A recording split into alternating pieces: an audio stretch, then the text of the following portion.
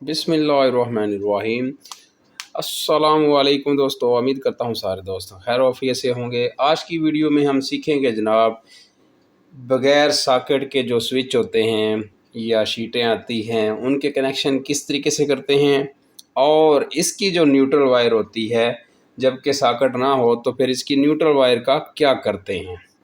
तो इंतहाई आसान तरीके से मैं समझाने की कोशिश करूँगा, तो कोशिश कीजिएगा, वीडियो को पूरा देखिएगा और आपको बिल्कुल प्रॉपर तरीके से समझ आ जाएगी।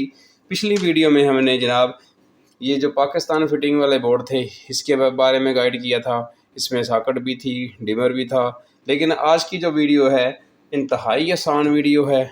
जो बंदा नया होगा वो आसानी के साथ जनाब अली अपने कनेक्शन मुकम्मल कर लेगा और चुटकियों में मुकम्मल कर लेगा। डन हो गया।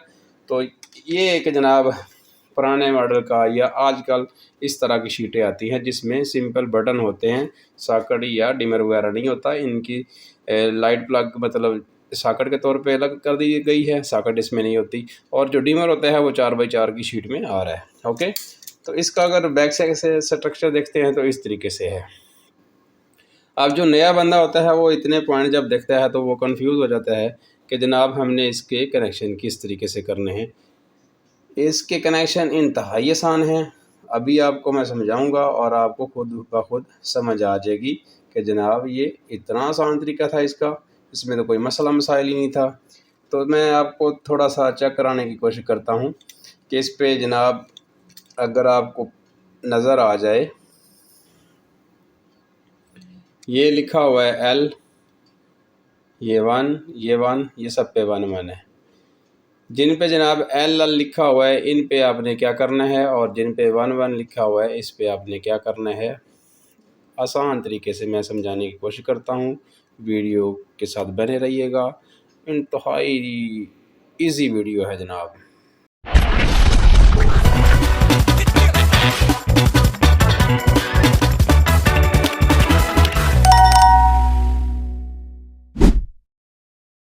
तो जी दोस्तों, इस शीट का हिसाब और तरीक़ेकार ये है कि जिस पे एल लिखा हुआ है, ये आपको नज़र आ रहा होगा, ये एल लिखा है, ये एल लिखा है, सब के ऊपर एल एल लिखा हुआ है।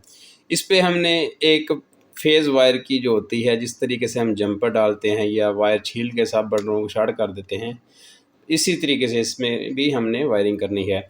और इसका आसान तरीका ये है कि इसके आपने छोटे छोटे जंपर बनाने हैं यू टाइप, जैसा कि ये आपके सामने ये पड़े हुए हैं। ये जनाब आपने ये करना है, इधर से उठाना है एक जंपर यूं, दूसरा उठाना है यूं, ओके, उसके बाद तीसरा उठाना है इस तरीके से। इसके कनेक्शन और बड़े मज़े के हैं, इसमें ना आपने पीवीसी उतारनी है, ना आपने कुछ करना है, सिंपल इस तरीके से आपने सारे यू बना लेने हैं एक साइज़ के हिसाब से। तो इस तरीके से ये हमारा काम मुकम्मल हो गया। इधर हमारी इसकी जो मेन इनपुट वायर आएगी वो लगा देंगे साथ में, ताकि इसको हम फिर टाइट कर सकें। इस तरीके से एक मेन फेज वायर आ जाएगी। अब इसको हमने आराम से टाइट कर देना है सब पे स्क्रू को, ताकि ये जंपर हमारे टाइट हो जाएं अच्छे तरीके से।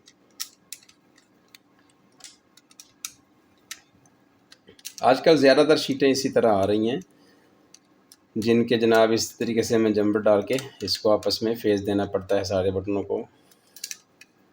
ओके हो गया।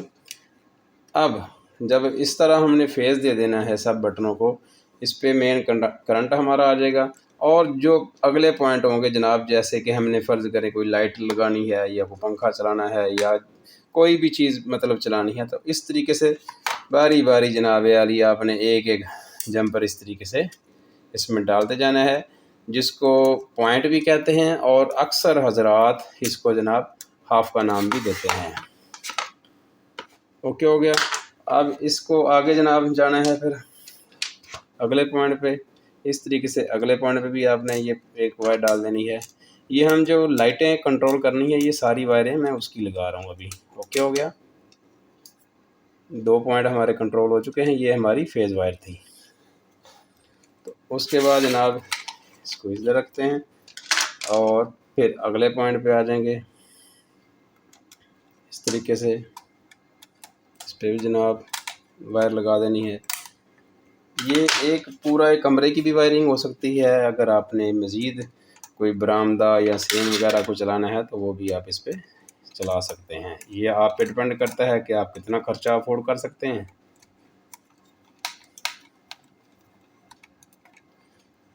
ये हो गया। आगे मज़ीद चलते हैं, फिर मज़ीद और जंपर इसमें डालते हैं। तो जी दोस्तों, मज़ीद आगे जंपर रेडी हो चुके हैं। इस तरीके से इसमें डाल देंगे। ये जो दूसरी फ़िटिंग है उससे ये फ़िटिंग के कनेक्शन करने का ज़्यादा मज़ा आता है और ज़्यादा इजी फील होता है। इसमें ना तो एक ज़्यादा झंझट होती है, ना ज़्यादा टेंशन होती है, ना इतना गुच्छा बनता है इनका जनाब। न्यूट्रल वायर मिक्स होती हैं फेज़ वायर के साथ। सिंपल आपने इसमें सारे फेज़ ही लगाने हैं, ना कि इसमें न्यूट्रल बीच में घूमती फिरती नज़र आएगी आपको।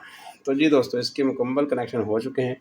ये हमारे सारे पॉइंट हो गए, 1 2 3 4 5 6 7 ये पॉइंट हो गए।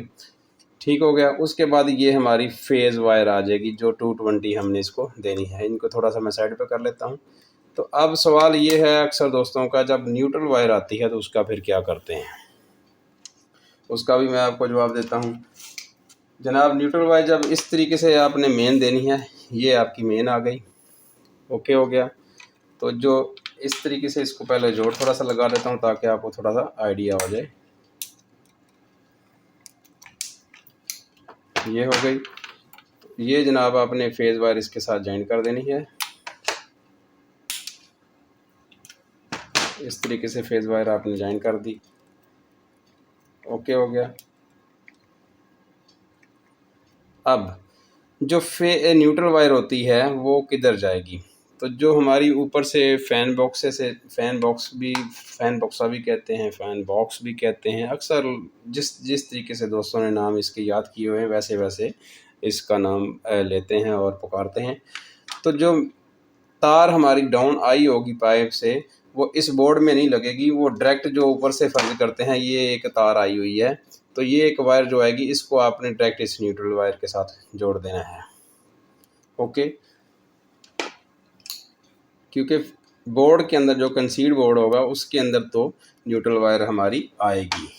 ये नहीं कि उसमें नहीं डाउन करेंगे, डाउन आप करेंगे, बेशक उसका कनेक्शन बोर्ड के अंदर ना हो, लेकिन ये है कि वो नीचे ज़रूर आएगी, ओके। क्योंकि कभी कभार हमारा मतलब जो साइड पे लाइट प्लग लगा होता है या कोई और चीज़ लगी होती है, उसको न्यूट्रल वायर की ज़रूरत होती है। तो इस तरीके से जनाब आप अपने जो स्विच होते हैं सारे, जिसमें कोई सॉकेट वगैरह नहीं होती, उसके कनेक्शन आपने इस तरीके से करके आपने अपना मसला हल कर लेना है। इंतहाई आसान तरीक़ेकार था। उम्मीद करता हूँ दोस्तों को वीडियो अच्छी लगी होगी और इसकी समझ भी आ गई होगी। अगर आपको अच्छी लगी है और समझ आ गई है तो आप जनाब वीडियो को लाइक शेयर ज़रूर किया करें, और जो दोस्त चैनल पर नए होते हैं वो चैनल को सब्सक्राइब ज़रूर किया करें। और अगर समझ नहीं आई तो आप कमेंट्स करके फीडबैक दे के आप मज़ीद कुछ सीखना चाहते हैं तो वो सीख सकते हैं। इसके साथ बहुत शुक्रिया। अल्लाह हाफिज़। मिलते हैं इंशाल्लाह किसी और वीडियो में किसी नए टॉपिक के साथ।